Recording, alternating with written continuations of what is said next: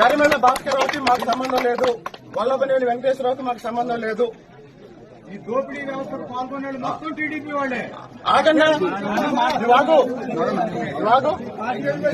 నేను చెప్తున్నాను కదా మీరు రైతులందరూ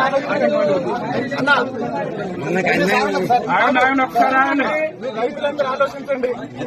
ప్రభుత్వం ఒక్క నిమిషం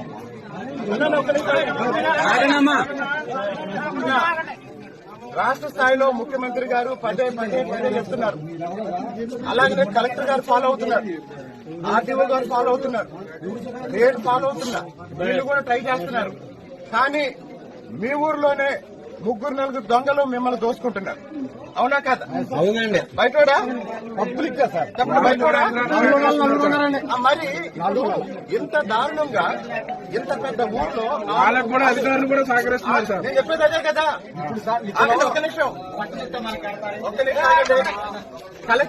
కలెక్టర్ గారు మొత్తం విచారణ చేశారు. ఈ డ్రామా మొత్తం ఎంఆర్ఓ నాయకత్వంలో నడుస్తుంది. దీనికి ఒక నిమిషం ఆగమ్మా. ఈ డ్రామా అంతా అందరికి తెలుసు. ఎప్పుడు ఆగండి, పొద్దున్న నుంచి గొడవ జరుగుతుంది. ఎంఆర్ఓ గారు స్పందించారా?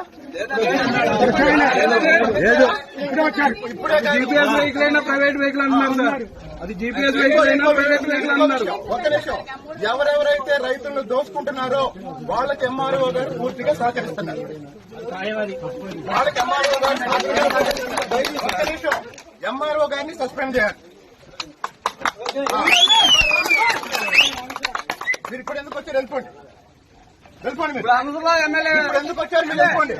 అసలు ఇదంతా చేసింది మీరు. వెళ్ళిపోండి. మీరంతా చేసింది మీరు. ఏ రోజైనా రైతులు ఇంత ఇబ్బంది పడుతుంటే మీరు స్పందించారా? యాగండి.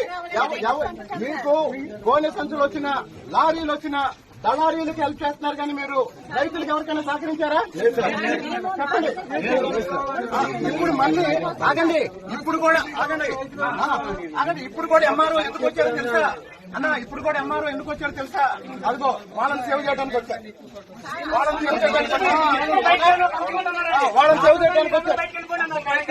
ఎందుకు వెళ్ళమన్నారు? ముందు మీరు బయటకు వెళ్ళండి. ముందు మీరు బయటకు వెళ్ళండి.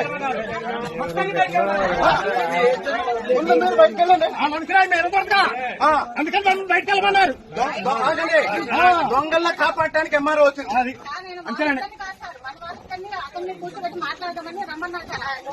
సార్. మీరు మీకు ఎస్ఐ గారు మీరు ఒకటే చెప్తున్నా మేడం, ఒక నిమిషం దయచేసి రైతులకి న్యాయం చేయండి.